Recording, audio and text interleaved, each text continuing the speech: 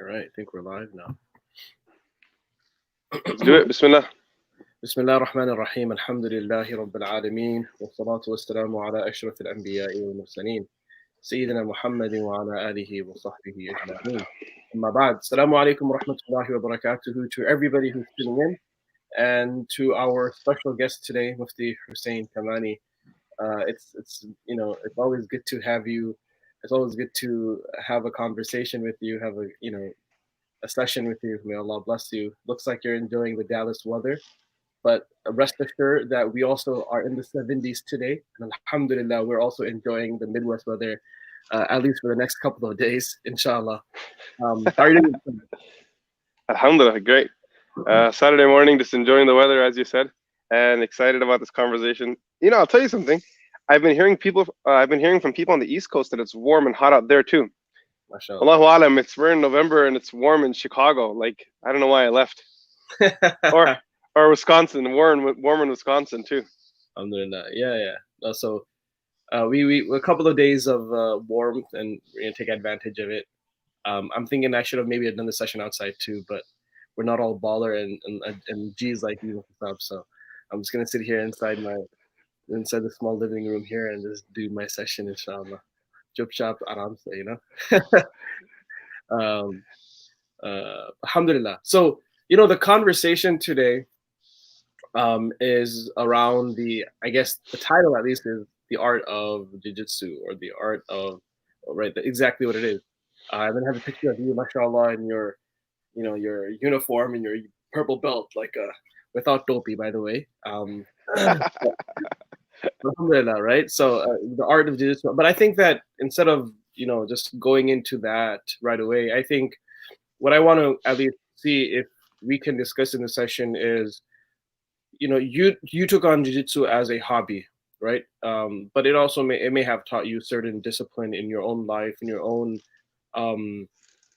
understanding of health, and how important it is for you to keep yourself going. So I think I want to focus more on that and less about the sport, and maybe we can bring some things in later about the sport itself. But just right off the bat, can you share with us some thoughts and ideas on what the importance of health and fitness is in Islam, and how that can connect to any type of sport that we may involve ourselves in, whether it's martial arts or it's another type of sport? How could that be a benefit to us or for us in our own health and in the understanding of our fitness? Yeah, so when it comes to understanding health, fitness, and Islam, there definitely is something to be understood there.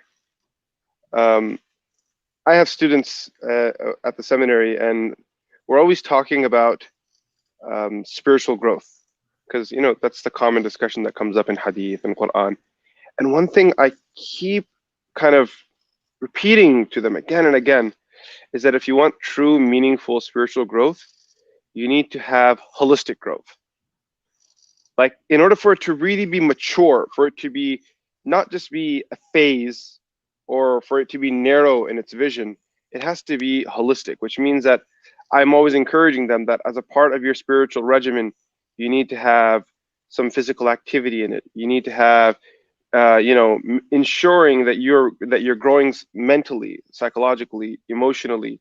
I need you to grow societally, meaning your engagement in society. Being a Muslim doesn't mean that you run into a cave and you're no longer, able to show your face in the masjid and communicate with people, engage with people. Being a good Muslim is also you being able to be a better child, be a better sibling. So I think the broader the lens is in your personal development, the more complete the version of Islam is that you're going to be following. Islam won't take you out of being a human being. It won't pull your humanity, insaniya, away from you. It'll just improve it. That's what Islam does. It improves it all. So I think that's very important. And it's interesting because many times when I tell students that, hey, a part of, if they ask me, is there any spiritual, regimen that you recommend? And then I'll tell them, I've seen the mashayikh doing X, Y, and Z. And one thing I'll also tell them is that, you should add like a 10-minute walk every day. And or just add like a half an hour walk every day. My suggestion is that. I remember like when we were in madrasa, it was like the habit of many of the teachers, like the students would be playing. The teachers, after the long day of teaching, obviously they have their families. You would see them after Asr, they would go for a walk. That was their mamul. Every day after Asr, they would go for a walk, and before Maghrib, they're back home to get ready for Salah and they're in the masjid. It was just like their habit that they made sure that every day, although they're teaching, the hadith and fiqh and Quran all day, they're taking out time for that physical exercise. Even though that physical exercise for a lot of us may seem mundane, like, oh, it's just a walk, but it has actually extremely a lot of value that it adds to a person's life and to their day. Isn't their consistency amazing?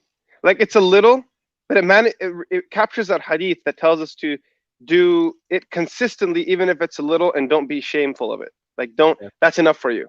Yeah. I saw this with my teachers too, by the way. You know how you're saying, it's crazy that you said this. I thought it was something that I only saw in my teachers. I didn't realize this, but I saw in my teachers that when it was like when 4 to 6 o'clock was our break, and when the students would go just play their sports, Shaykh Yusuf Mutala, rahimahullah ta'ala, he would go for a walk, and a group of students who wanted to benefit from him, they would all wait for him to come out of his house because his house was in front of the madrasa, and then he would go for a walk, and it was an incline walk. It was up the hill, and they would stand behind him, and they'd go for a walk with him. And I think, believe it or not, like if you ask me what really inspires me to, try to stay in health, try to stay in good health and whatnot. First of all, I can tell you that I'm inspired because I've seen what bad health does to a person. I've been through that phase in my life. But secondly, I definitely believe that there is great inspiration from those mashayikh and teachers. MashaAllah. And then like there are also some narrations. I'm going to pull them in here, and maybe Shaykh Noman can share some thoughts on these narrations too. Yeah. Where you have some narrations of Rasulullah sallallahu alaihi wasallam regarding the physique of the Prophet sallallahu alaihi wasallam. And we, inshallah, as Sunni Muslims, we aren't only interested in the Sunnah Huda, we're also the Sunnah Ziyada or the Ada, whatever language you want to use, even every detail of the Prophet sallallahu alaihi wasallam. Shaykh Noman, when you think of the Prophet sallallahu alaihi wasallam's physique, what comes to your mind? When we read the Shama'il, at least it's such a unique and descriptive mention of the Prophet sallallahu, right? He wasn't too big, he wasn't too small. Shoulders are broad. He has this really fit description. His walk is very just very a positive, a firm type of walk the Prophet ﷺ had. When I think of the physique, I think about the Prophet ﷺ being this really well, a rounded person when it came to his health and his fitness, without having to worry about, excess weight, without having to worry about, bad health because of how he kept himself. There's one hadith that describes Rasulullah sallallahu alaihi wasallam's physique, and as a young man growing up, when I read this hadith, I was kind of blown away because a lot of these Shama'il narrations are post-Hijrah. Most of them. Obviously, there's the Hind bin Abi Hala one and a few others that are, you have Ali radiallahu anhu, which could be claimed before Hijrah, but in reality, most likely that's after Hijrah too. Like Ma'bad's narration, Nabi Sallallahu Alaihi Wasallam, she sees Nabi Sallallahu Alaihi Wasallam while Nabi Sallallahu Alaihi Wasallam is migrating to Medina. So it's 53 years old. Yeah. Now, the reason why I say that is because keep eye of Nabi Sallallahu Alaihi Wasallam's age at this point. Most of these descriptions are 53 years and above. Okay, and there's a statement that describes Nabi Sallallahu Alaihi Wasallam's physique that says "Sawa as-sadri wal-batn," and I'm going to ask Shaykh Noman to translate that in a moment. But before I do, I want to add a reflection to this, because keep in mind they're describing Nabi Sallallahu Alaihi Wasallam post 53, not the night of his marriage, not when he's at his prime. Oh goodness, I can't imagine how. What kind of person Rasulullah Sallallahu Alaihi Wasallam must have been at his prime. I mean, he was always at his prime, but you know what I mean, right? And then Nabi Sallallahu Alaihi Wasallam, they describe him, and then compare that to the average 53-year-old Muslim in the community and see the discrepancy. Man, subhanAllah. So how would you translate that sawa as-sadri wal-batn? He didn't have a belly. He was just flat. I think his chest and his stomach you didn't know the difference between it, because they were just exactly the same. and that's interesting, because at that age, look, by the time most of us are 30s, we already have a little bit of a, mashallah, barakah, that we call, It's called a biryani pot. they call it. So it's, we already have that, like, by the time we're 30, and here the Prophet ﷺ in his old age, and he's not flat stomach because he's sick. Because some people become skinny because they're extremely sick. They lose a lot of weight because they have some type of illness. They're struggling with some type of cancer. So they lose a lot of their weight because of that. The Prophet is not skinny either here because of his sickness, right? Rather, he's skinny, or he has a flat stomach because that's how he sallallahu alaihi wasallam kept himself. He sallallahu didn't overindulge in anything and kept himself fit and encouraged it, as you're mentioning. I mean, sick. If someone is assuming that sick means scrawny, astaghfirullah, weak, I mean, and that's not true. I mean, how would someone use that description to describe someone who within 10 years participated in 19 expeditions? 19 expeditions, and someone who took down Rukana, who was the great wrestler of his time. And I mean, the physical feats of Nabi sallallahu alaihi wasallam are they're never ending. Just like all of his beauties are, there to reflect for you and disengage. And I believe the same could be said regarding the physical features of Rasulullah sallallahu alaihi wasallam. And then on the other hand, we also see not only was Nabi sallallahu alaihi wasallam healthy and strong, and I think we should address the issue of, maybe at some point, if not now right away, but the whole idea that some people, they say that Nabi sallallahu alaihi wasallam, I've heard this before, Nabi sallallahu alaihi wasallam was a bodybuilder. That's some like random garbage too. Because obviously Nabi sallallahu alaihi wasallam was a healthy person. His strength was very functional. When you think of bodybuilding today, it's just kind of like showcasing your body. And Rasulullah sallallahu alaihi wasallam didn't believe in showcasing in the dunya at all, anything, ever, So that's interesting, because that's exactly what bodybuilding is nowadays. Yes, definitely, it's exercise keeps you healthy, but when you think about like that particular genre, or that particular like group where like they're at the gym, they're got that tight shirt on, they're got mashallah, their thighs that are like sticking out of their shorts, right? The Prophet wasn't about that. The Prophet wasn't about showing off or trying to show how big, or take a measuring tape and see how big his biceps are. Right? The Prophet was not about that, sallallahu alaihi wasallam. These days, working out is more about the show off. It's more about the gram. It's more about, I want a particular muscle in my body because it makes, it fills my shirt in properly. And unfortunately, the same goes with the sisters in our community, and the same could be said regarding the brothers in our community. And I think that's one of the benefits of having this conversation. I'm enjoying having this conversation with Shaykh Noman, because I know that while we're talking about something that I'm personally very, very passionate about, I know the context of it ultimately is that we're trying to understand how this fits into our religious paradigm. Yeah. Rasulullah sallallahu alaihi wasallam did have strength, and the companions did too. I think it's clearly established that the Sahaba used to train for jihad, and that they used to do the musabaqa fil rami. They would, archery, and they enjoyed horseback riding. And there are Imam Suyuti has a risala on Nabi sallallahu alaihi wasallam swimming. So all that stuff was there, but I like to think of it as functional strength, as opposed to just shelf strength that people look at, and then when it comes time to lift a sofa, like, oh, I pulled a muscle, like I can't lift a sofa because I don't want to hurt these muscles.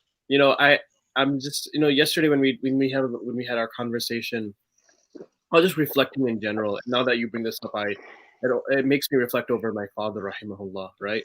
My father, he didn't go to the gym. My father did not like work out. But when I think about him, he had a very functional strength, and he was very consistent in his strength. I remember one time he was working at someone's house in Chicago. One of my close friends, who's a bodybuilder, who actually works out, and he was sharing the story with me after my father passed away, and he shared with me a lot of different stories. But he mentioned that when he was at their house working, he was remodeling their bathroom, and he called this guy who could pick up a few hundred pounds maybe of weight. He called him. He said, "Let's lift this tub out and get it out of here," right? So he says, I came in, with my tight shirt, mashallah, all buff, and I went to pick up one side, it was like, ugh, and he couldn't pick it up.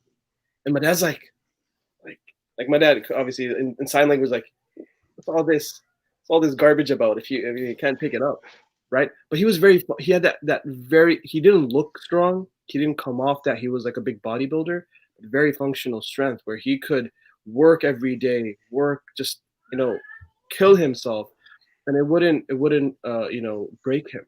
And then every time I would do a little work, he would like make fun of me, like, "What are you doing? Like, what's wrong with you?" Like I start aching, and he'd be like, "Oh God, you're so useless, man!" Right? Because it was part of his daily routine. It was part of his daily routine to do that work, to do heavy lifting. It was part of his daily routine to um, you know do things that keep him healthy. And mashallah, overall, he was someone that was extremely healthy and did not have any type of condition that would make life difficult for him. And so when I reflect over his death, also I reflect over how Allah Subhanahu wa Taala took him very, very healthy. He didn't have to Allahu Akbar. experience that pain. He stayed very healthy his entire life.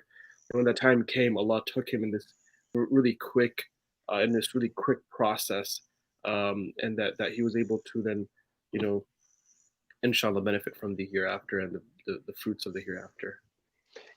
I mean, to your du'as, and your father is someone who inspired many people, and I obviously had the chance to meet him on multiple occasions, and I didn't know about his strength. I knew about his charming smile.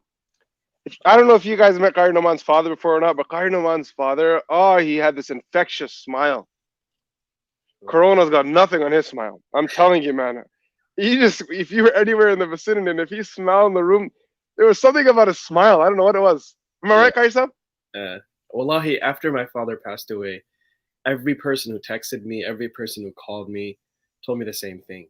It's that the one thing that we remember about him is just how he would meet you, his smile, and how jolly of a person he was. And he was too happy. It didn't make sense. Half the time I'd meet him and he'd be so happy to meet me, and I'm like, usually I'm the happier one when I meet people. I try to put it into my routine, but this guy is like in a league of his own, and it's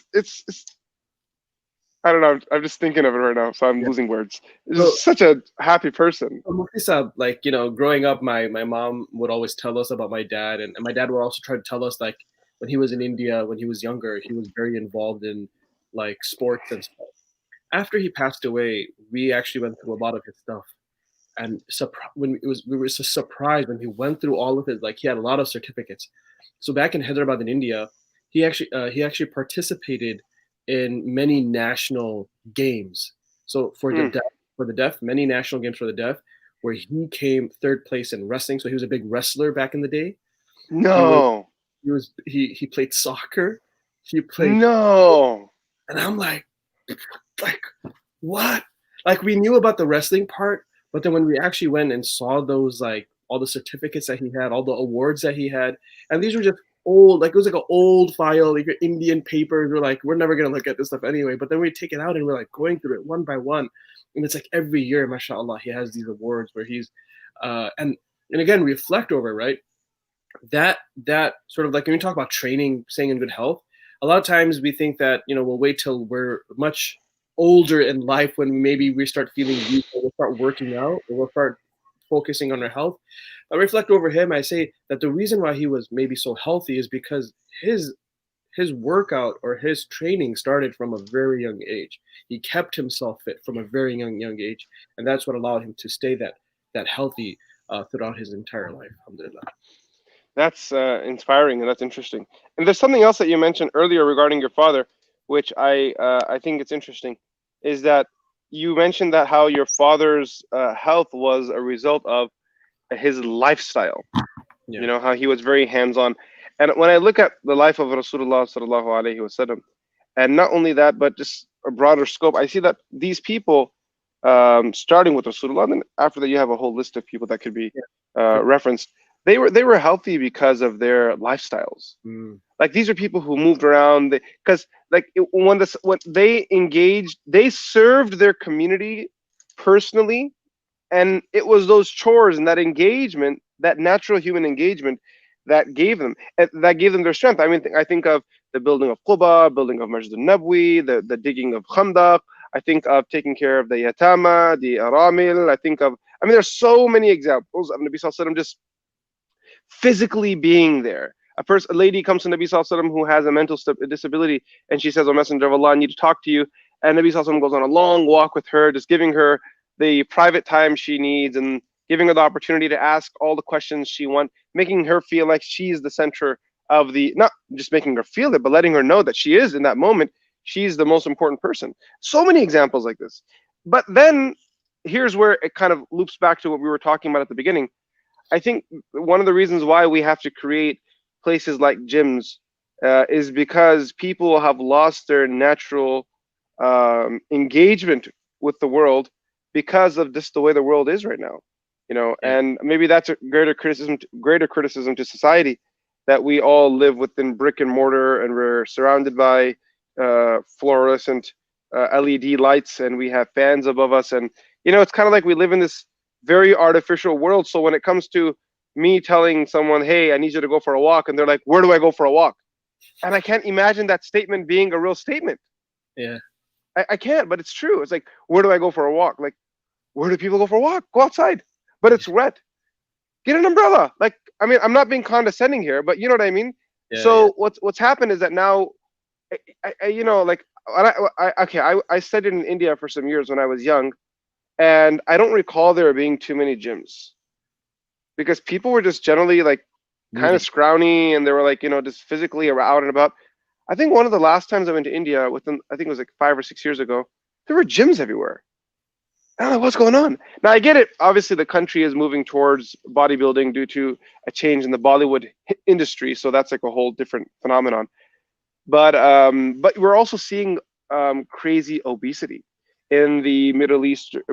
We're also seeing crazy obesity in Asia. We're seeing crazy obesity in the Americas. We're seeing a lot of obesity all through North, South, Central, and that is, in my opinion, due to multiple things. And one of them is, you know, just people not understanding where their body fits into this weird new world that we're in, where we're surrounded by luxuries.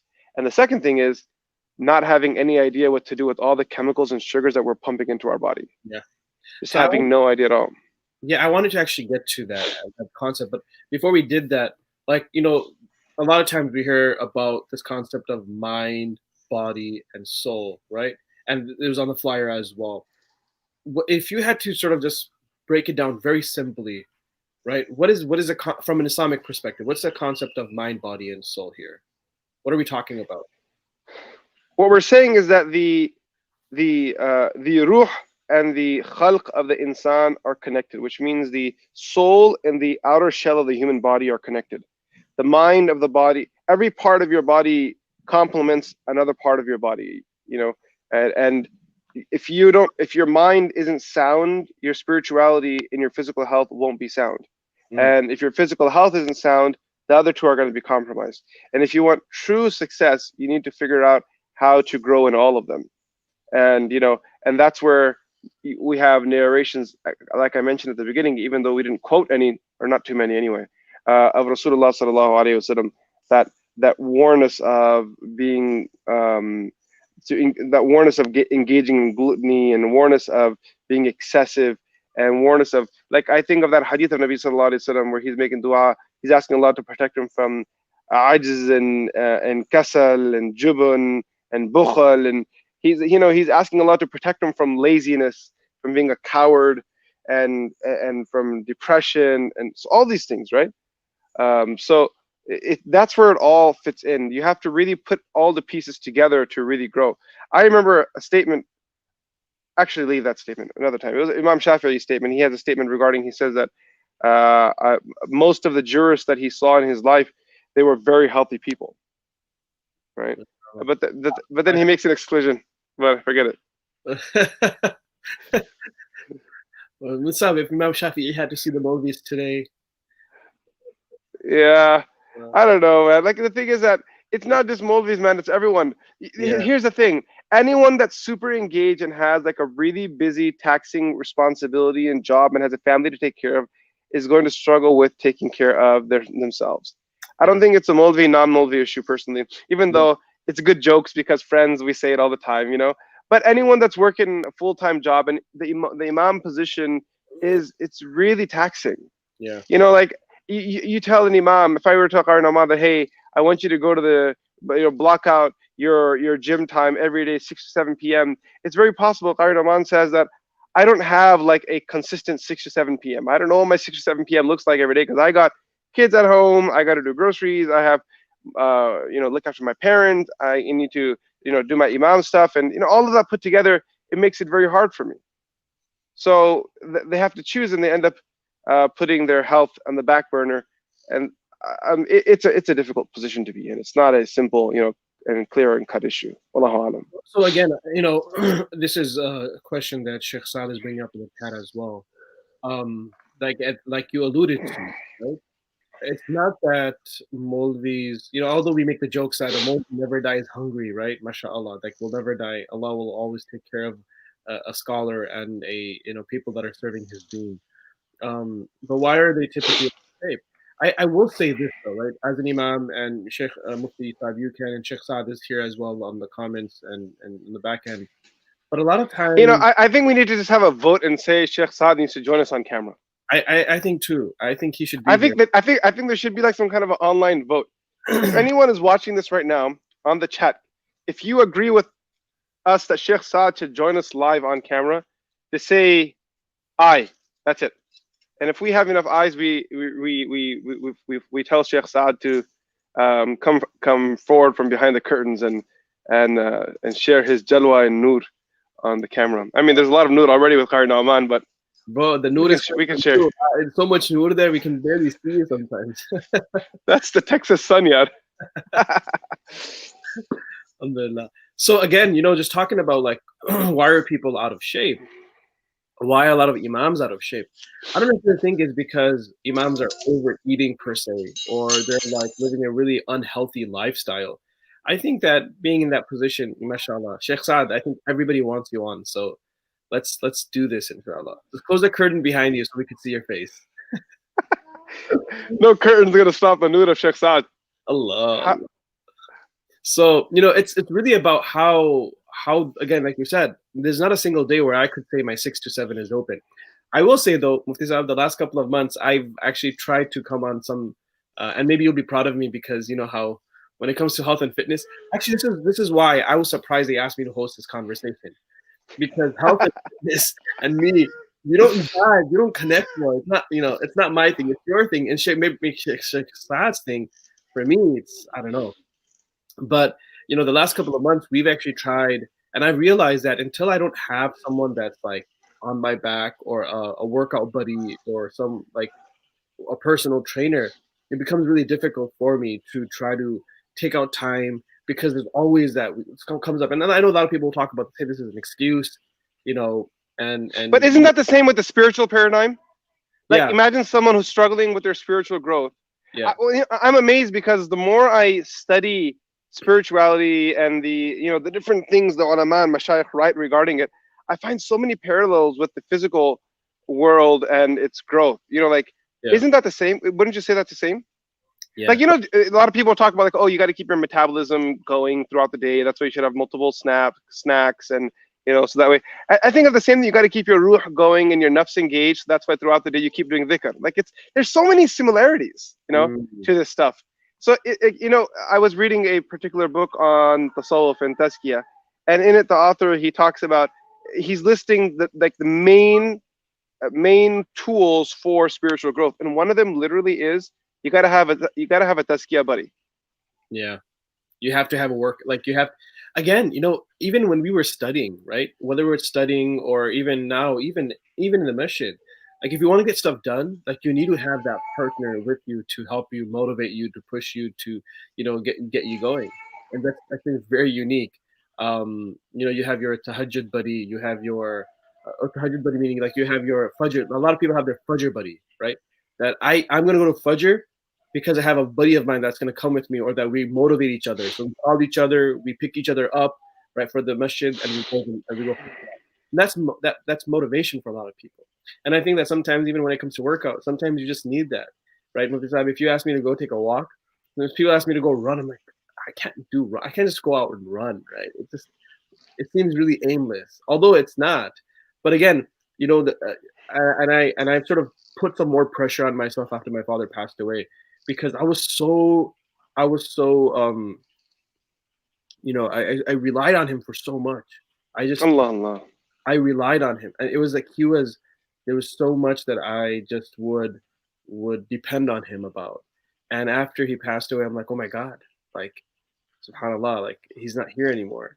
Um, and I just realized that, hey, I'm gonna have to do it myself. So the few weeks after he passed away, I just put myself to work around the house, and I realized that, you know, just even doing those tasks around the house, the lawn outside, the you know the garden work, whatever it is, all of those things are living that type of lifestyle. You're keeping yourself busy. You're keeping yourself going. It doesn't have to be a full-fledged like workout plan that you have in place that helps you stay healthy, because the Prophet didn't do that. I mean, the Prophet ﷺ had that lifestyle, as you mentioned. So I also do believe, though, here there is something to be said about, in addition to like staying healthy, there should be an element of working out. This is my thought anyway. This is probably where the jiu-jitsu part may segue in. yeah. So again, yeah, Sorry, can you hear me? yeah. How I go? It's very you're much. No, sure. Can you hear me? Hello, hello. All right, we lost Mufti Saab. We'll wait for him to connect back, inshallah. But in the meantime, how about if some of you all can share some of your questions with? See, it was just too much nur for both of them to be on the same time. So, Allah, look, Mufti Saab, look. Sorry, guys, my audio just decided to act up. So give me a moment. Let me see if I can figure this out. You guys talk. I'll see if I can get this audio sorted out. Inshallah, inshallah. I can't hear you, Sheikh Saad. I can't hear you. You're not connected, or I can't hear you. But in the meantime, Bismillah, right? Can you hear me, Sheikh Saad? Yeah. Oh, I I can can hear hear you. And you can hear me? you. Yeah, I got you. Alhamdulillah. So yeah, I mean, we were just talking about. I know that you, mashallah, are someone who also had that kind of. You did a lot of wrestling when you were young, and a lot of working out when you were young, and even till now, you're still hitting the gym and doing your thing, alhamdulillah. So in Mufti Sahib, you were saying something before you got cut off there. Yeah. About, So here's what I was going to say. First of all, I apologize. Whenever I get a call, it just disconnects everything. So it's one of those weird things. But here's what I was going to say. That in addition, Assalamu alaikum, Sheikh Saad. Yes. I saw you jump off. Like, okay, let me get on for a minute. Then you came back. You know, honestly, when I got off for a moment, I thought to myself, maybe he'll jump on. I thought maybe if I leave, he'll jump on. And subhanAllah, may Allah reward Brother Murtaza for calling me at that moment and making the disconnection. But Qari Noman and I were just talking, and Qari Noman was talking about how, your day-to-day activity and engagement gives you a level of health. But I was going to add a little something to that. I was going to say that in addition to staying healthy as one of the goals, I think another part of working out or maybe pushing yourself to be healthy is to have some confidence of being able to defend yourself and to take care of your own affairs too. Like that's also a thing, that's one of the benefits of like doing a martial art. Or I'm in Texas, so I'm just gonna say it, or owning a gun. I'm from Texas, by the way.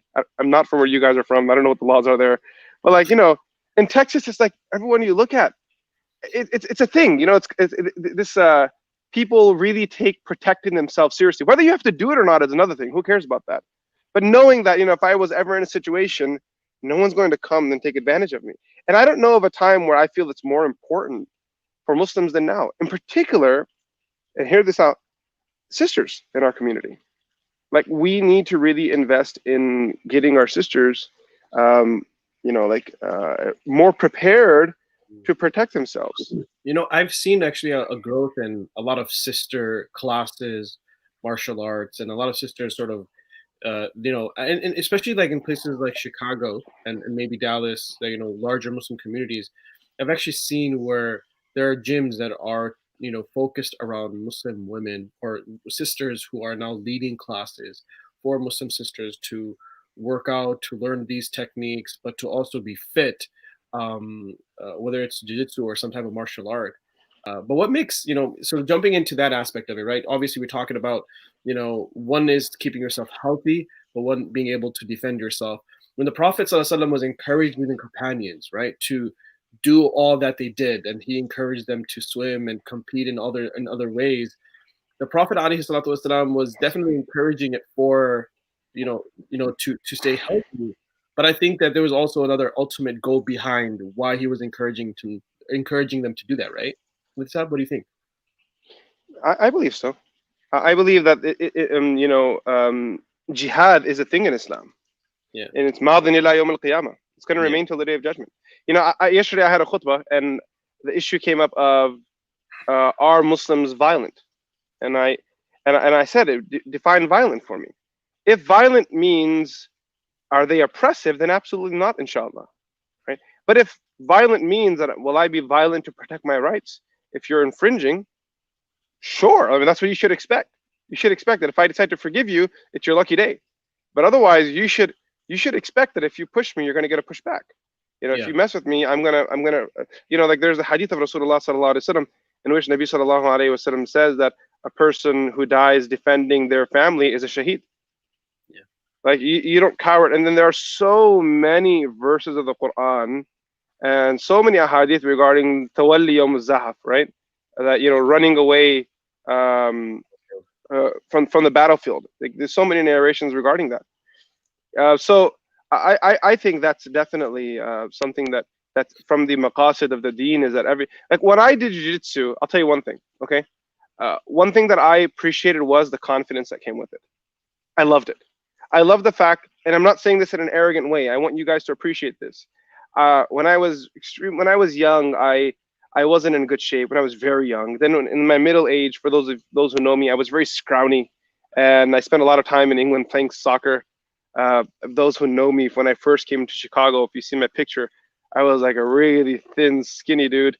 And I was in England, played a lot of soccer. That's what it was, And then when I came to America, I started, working out and going to the jiu-jitsu and whatnot. And at that point in my life, so this is like in my mid-20s when this whole thing started. And it was at that point where I started feeling a lot more confident.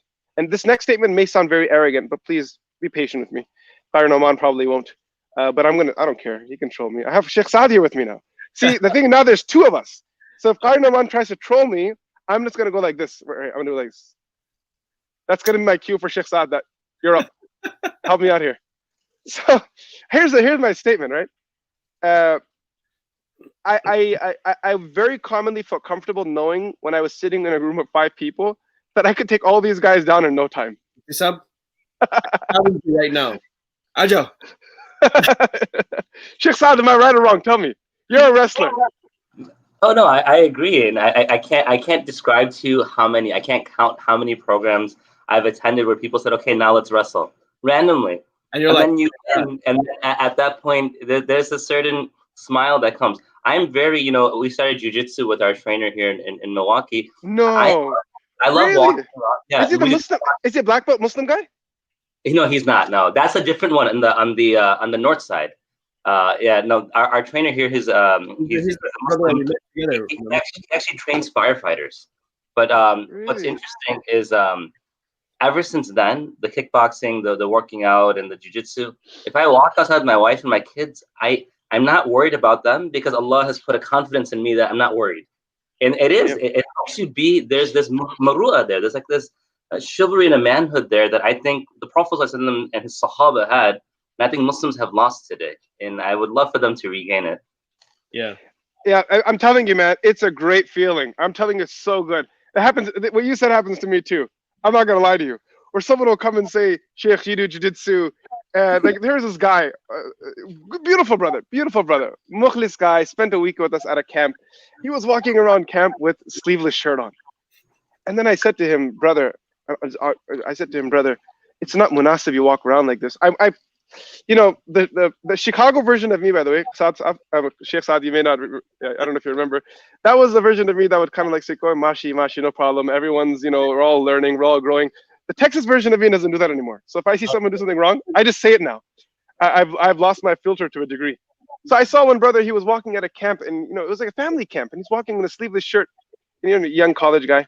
So I went up to him and I said to him privately, I said, this isn't munasib. It's not right. There are women here.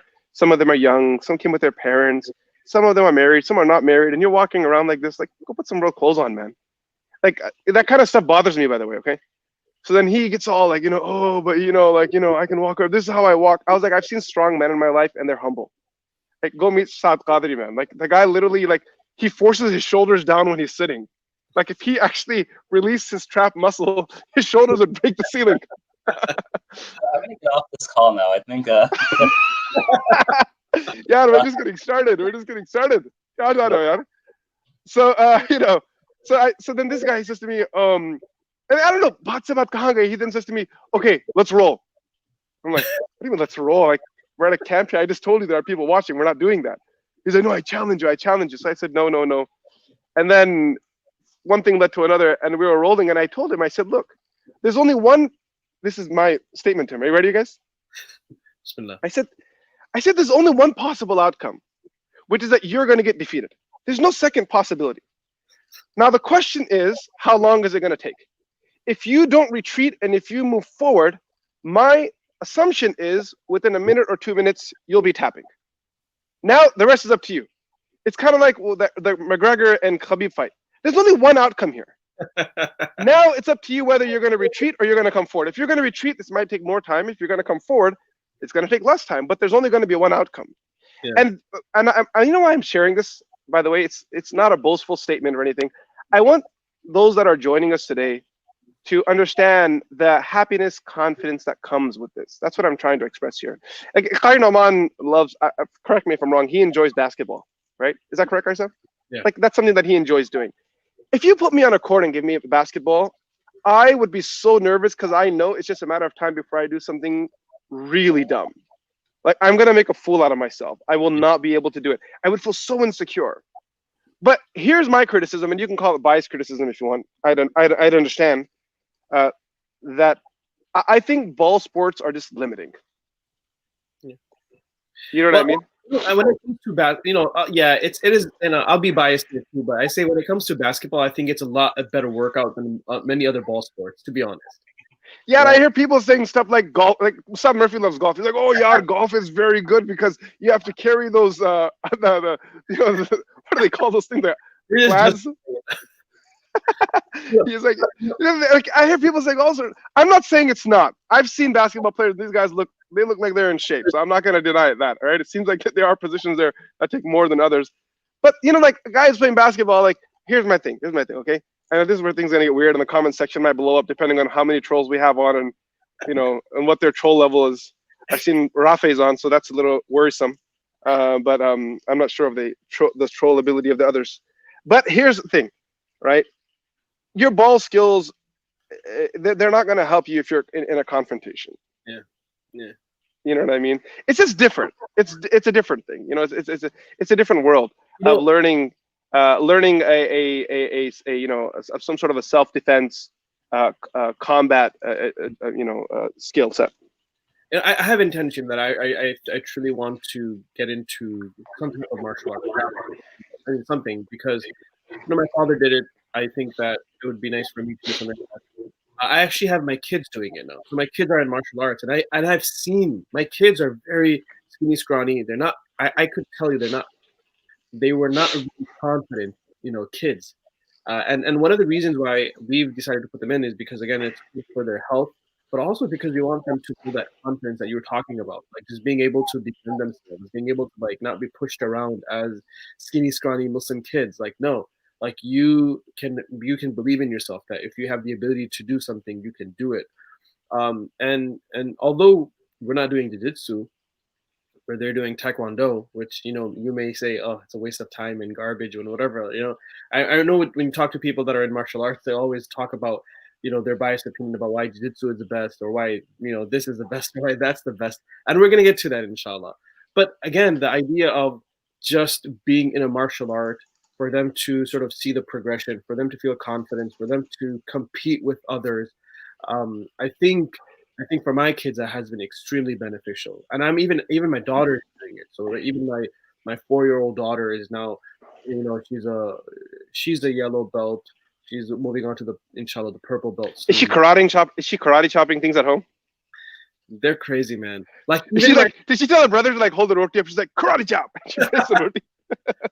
The only thing is that I know that I have 4 boys in my house and 1 girl, and this girl is gonna come out to be one tough cookie, man. She's gonna, mashallah, she's gonna give. I have the same issue, by the way. I have 3 boys and a girl, and 3 of my boys, they're jiu-jitsu kids, by the way, and I have them competing as well. So I'm like that father who because of his back injury didn't get a chance to see his dreams go through. I had like a few tournaments and couldn't do it anymore. So now my kids submit, and I go to their fights and I coach them. And then when they get like a submission where they choke another kid out, I'm like, yeah. Everyone's like, what is going on there? And I have like videos recorded. I'm like throwing my fist in the air, like, yeah, you choke him.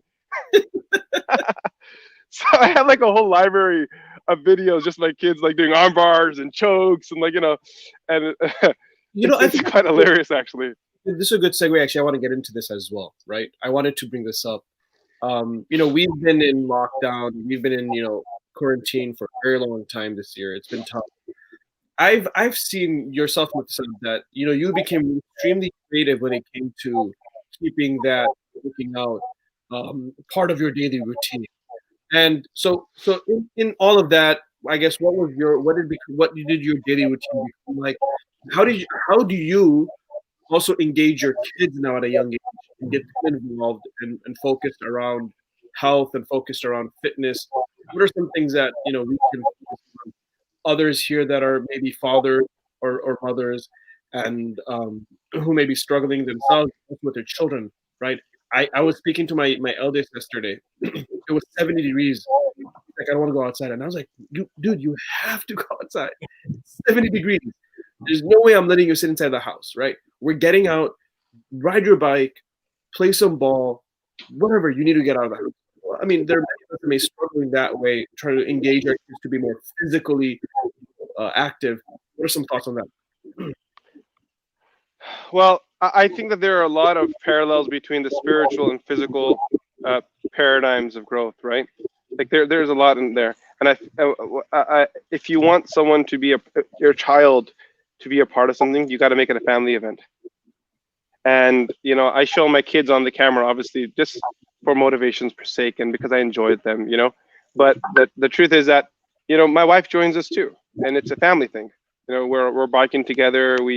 So I try to find different things to engage them with because I want them to develop different skills. I want my kids to develop, like right now, one of the things that we've been doing a lot is mountain biking because I feel like it's a very challenging sport for those who've done it. I had never biked before in my life. I actually owned my bike.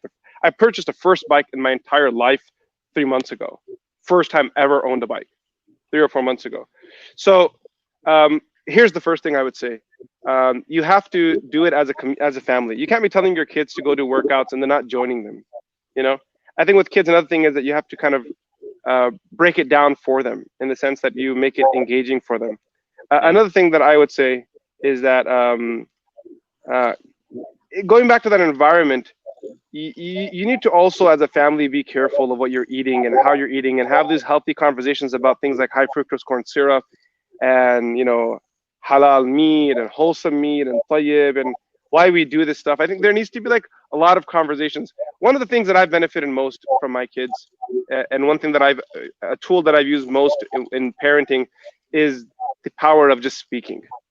Just have a lot of conversations with them, a lot of talks with them.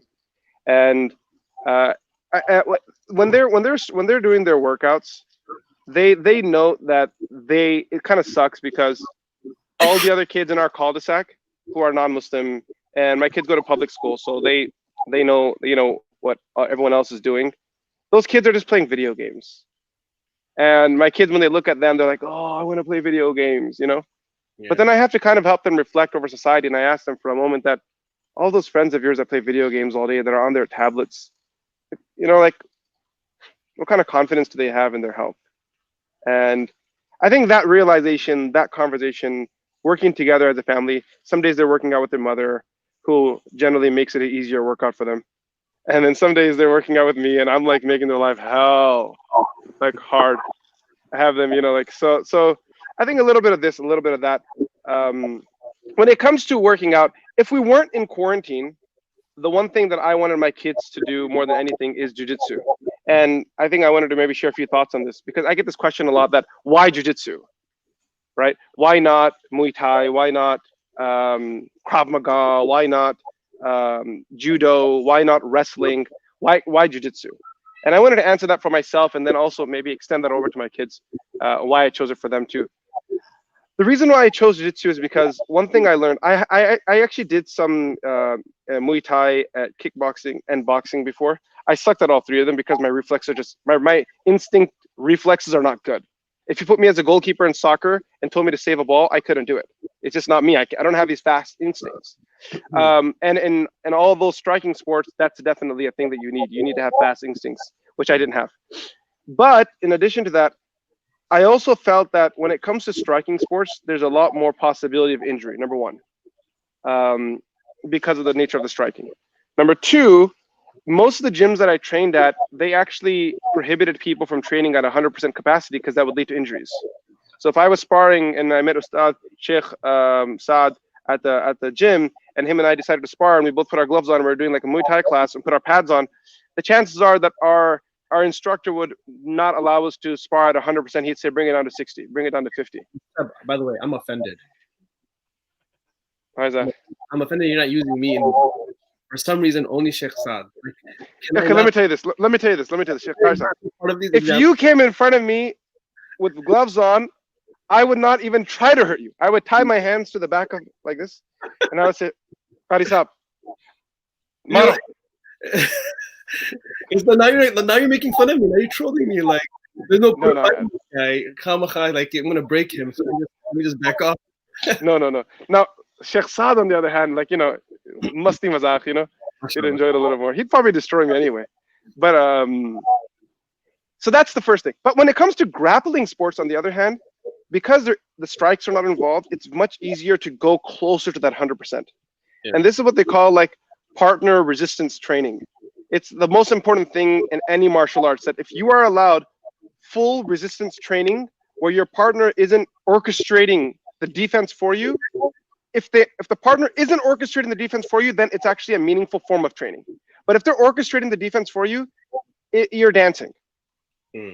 It's, oh, I think Murtaza's calling me again. It's not working. Yeah. But so, are you following what I'm saying, Karsa? Yeah, definitely. So now when I look at like things like wrestling, it's a sport. So there are a lot of points. It's very technical. Yeah. When I look at judo, it's mainly takedown. But then when I look at jiu-jitsu, it's got the takedown part. It's got the pinning, body maneuvering part, and it also has the finishes when it comes to things like the submissions and joint manipulation and so on.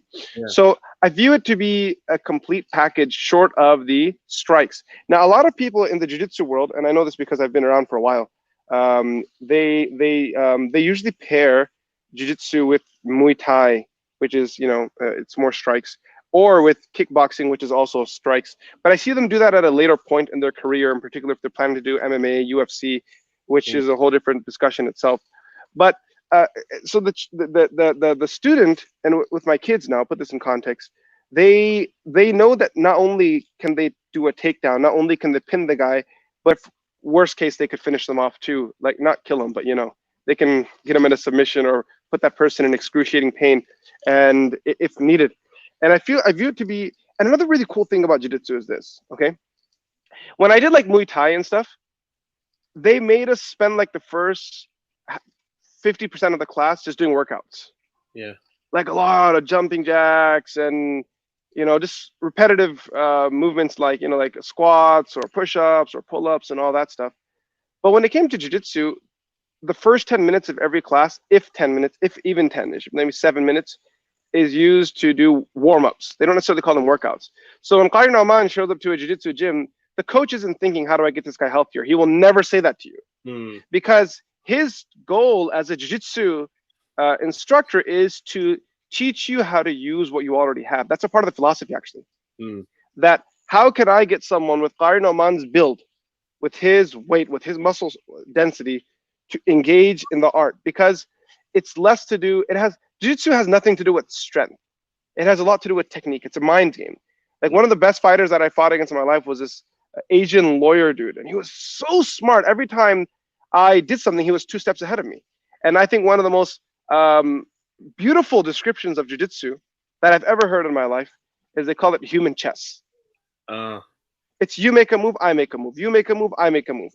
You know, I've never trained in my life for the sake of my jiu-jitsu. No, because my jiu-jitsu is independent of my physical strength. You can walk in with very little strength, and 4 weeks from that point, or 8 weeks from that point, be in a position where your friends will never beat you in a wrestling match at a random dawat or with just a bunch of friends hanging out. They will never be able to pin you again because you will now have knowledge, you know? And it's all about simple knowledge, simple movement, simple leverage. And I think that intellectual, clever side to it also is very appealing to me. And I really appreciate that. So it's not just a matter of moving your body or moving your hands or feet in a certain way. It's actually, you're actually focusing, you're actually using your intellect to take down your opponent. You're being smart. I'm there now. You know, I'm not a big UFC person, and I'm being honest. I'm not, you know. But I do watch some fights, and you know, like I saw that last Khabib fight, or any of them. If you watch them, he's not necessarily a jiu-jitsu guy, to be clear. Okay, more samba. He has a lot of wrestling, but a lot of what he does does overlap with jiu-jitsu. If you ever listen to the commentators, right, when he's wrestling, all they keep saying is, "Man, this guy's good. Man, this guy's good. Man, this guy's good." It's because the way he's engaging with his mind in moments like that. And if you study it, and if you understand what he's doing, every adjustment of his body, every movement that he makes, it's being done with finesse. And that basically every time he moves, he further seals the fate of the person that he's rolling against.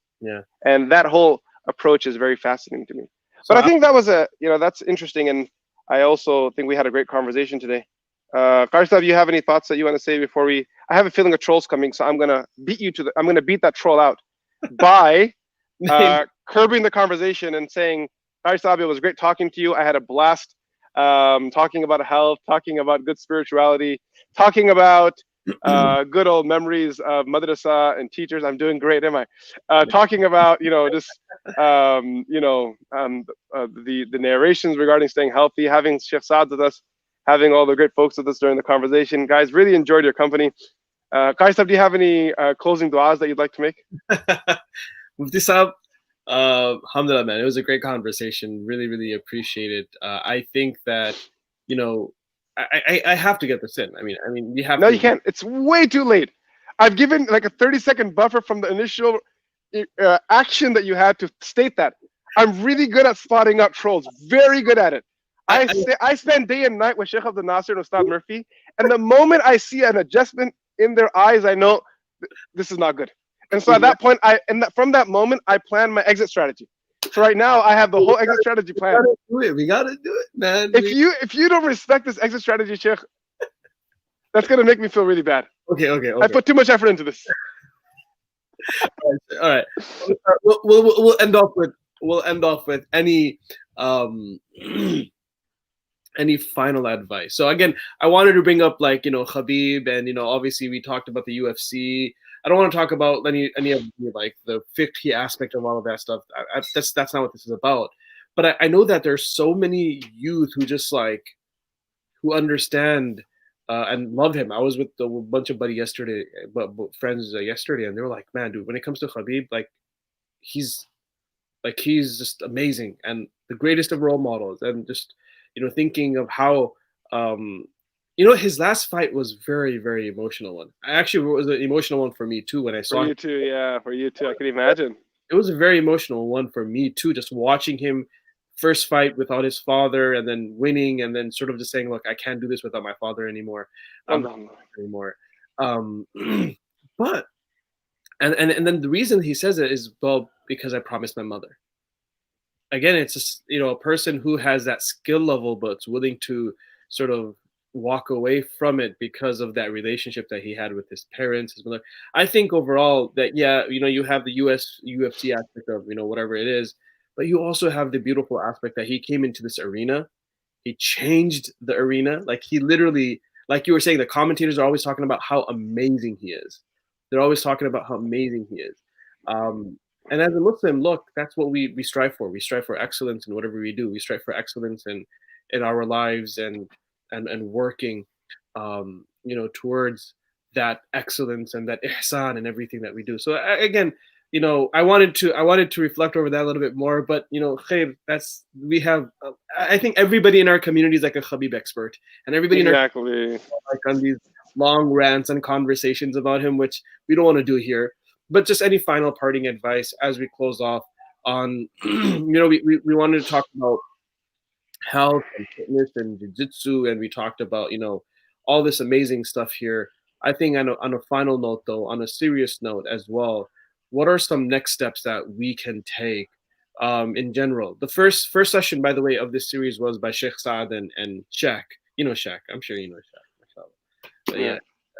So that was a little bit different, more focused on like what type of workouts you should be doing here. But I think here, this is more of, we're talking as friends, but as scholars, what are some next steps for families, next steps for people that are watching, for parents, for individuals, to focus spiritually, but also, physically and emotionally and mentally? Like, how does this all what do we do in the next step of our lives now from here? First of all, guys, be safe. I wouldn't recommend any sort of grappling sport at this time. I haven't grappled since February. No grappling at all.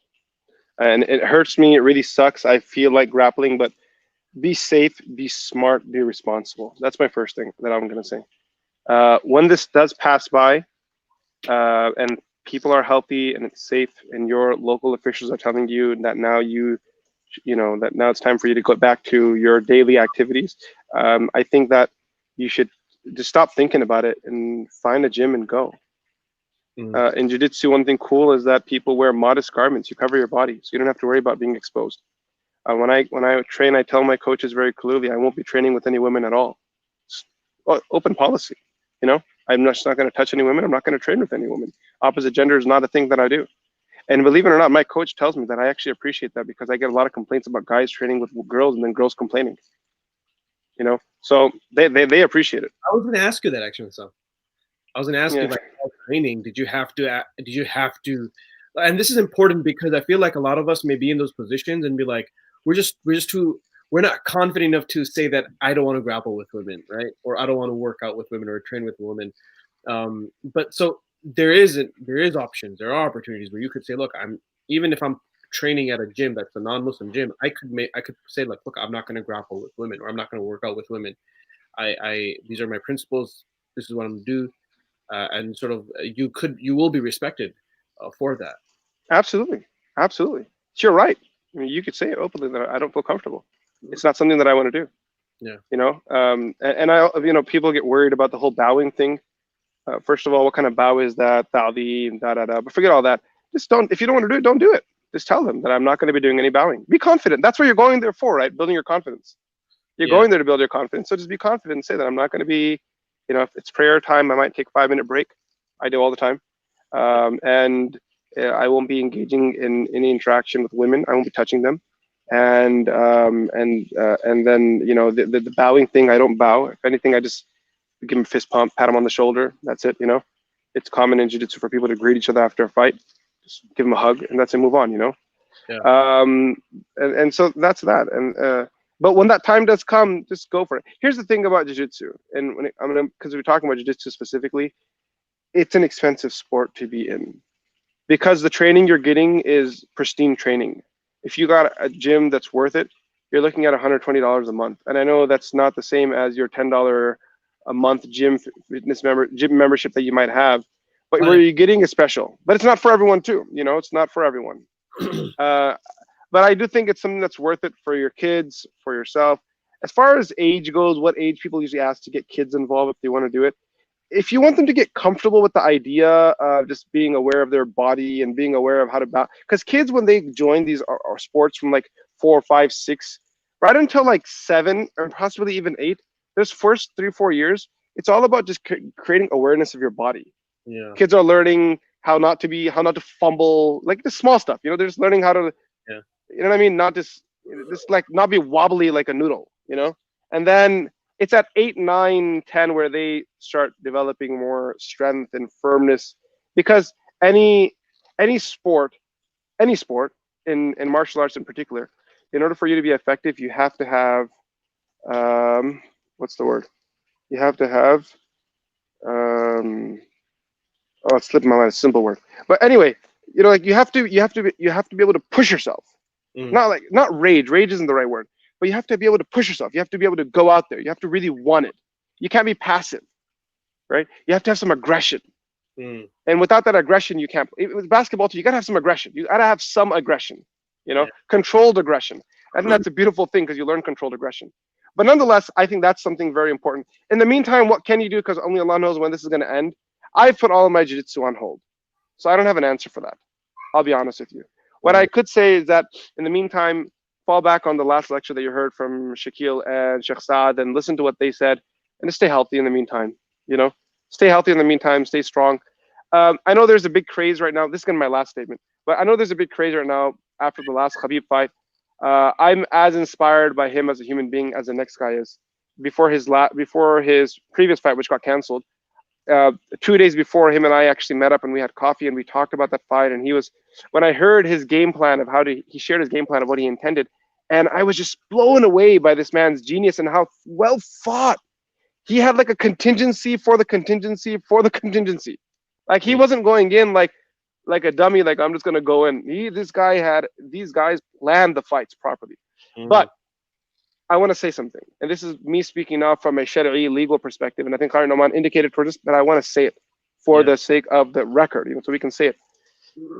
I know there's a big craze right now, guys, but not everything someone does is right, you know. And I'm worried that this is going to inspire a whole generation of young men who are going to go down this UFC route. And I don't promote it. I don't think it's good for you. I don't think it's good for your health. I don't think it's good for your mental health. I don't think we should be bandwagon people. What he did was great. Good for him. I have no comments about that. He didn't ask me. I don't need to share. But for everyone else that I care for, I'm telling you, it's an industry built on gambling. That's where paychecks come from. It's an industry built on nudity, male and female nudity. You know, the aura is exposed. It's an industry that's based on brutality. You know, one thing is training for something. The other thing is fighting for money. I said training is okay. I said we talked about defending your honor, yourself is okay. But if someone told me to get in the backyard and go use my training, and if I won, they'd give me $10, that no longer is okay. Fighting for money is not okay in Islam, right? So, you know, this isn't directed at anyone, because no one, you know, it's none of my business to speak about any person's personal affairs. But I'm telling the people, I don't want the ummah getting involved in this and getting on that whole kick. It's not good. Enjoy the sport, you know, go enjoy it, do your thing. If you want to make money, you know, like, I don't know, do something else. But that's what I thought. What do you think about that? No, I think that's just a beautiful thought in closing. I didn't want to get into that, but I think that the fact that you did, I think it's important that, you know, it definitely should not inspire others to go that route.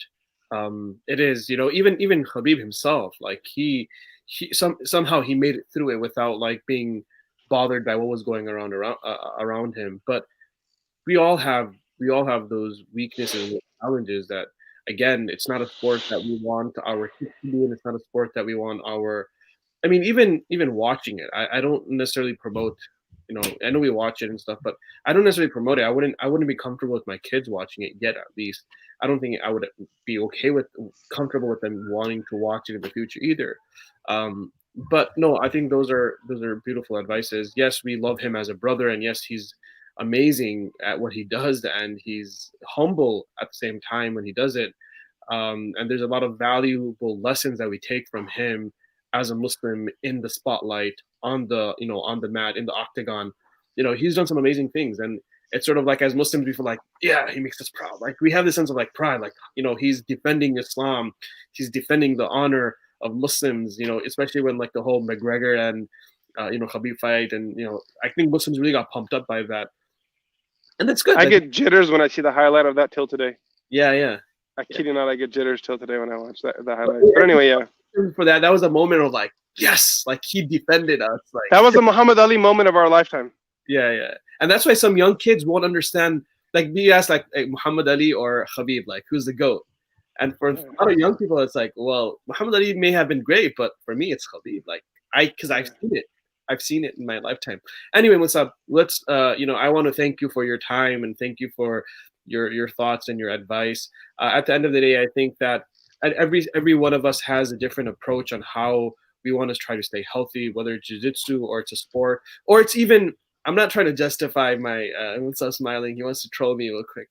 Go ahead if you want to troll, but it's more about just being consistent, right? Just being consistent with whatever you're doing. If it's that simple walk around the block, be consistent with it, and that inshallah will help keep yourself the type of lifestyle that you have for yourself, whether it's a lifestyle of going out and doing work, or it's a lifestyle that my mom wants me to adapt, which is going to her house right now and doing the gardening for her, which she's probably waiting on. So I got to go there and got to pick up plants and trees, and these are things that can keep you guys healthy, and it's not just about, hey, I'm spending my time in the masjid, I'm a Sufi, or I'm spending my time in the khanqa, or I'm spending my time studying and learning all the time, so I don't got time for this. There needs to be a balance that we all create, no matter who we are, what we're doing. It's part of our spirituality, as Mufti Saab has alluded to over and over and over again, that mind, body, and soul concept, which is we need to have a balance in all of that. So Jazakumullah khairan to everybody for joining us. Jazakumullah khairan to Sheikh Saad for organizing this. Hello, advocates, for honoring us on this platform. May Allah subhanahu wa ta'ala reward you all, and we will inshallah have an opportunity.